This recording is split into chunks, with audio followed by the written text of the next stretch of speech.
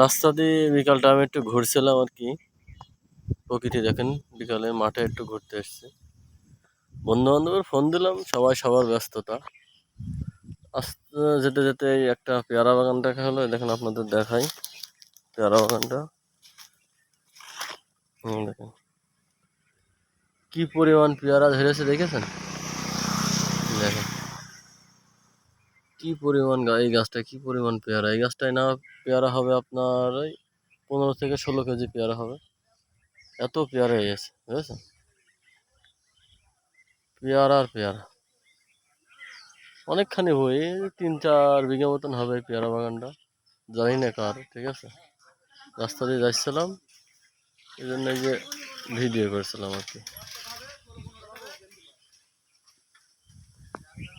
আকাশটাও হালকা হালকা মেঘ আছে আর কি।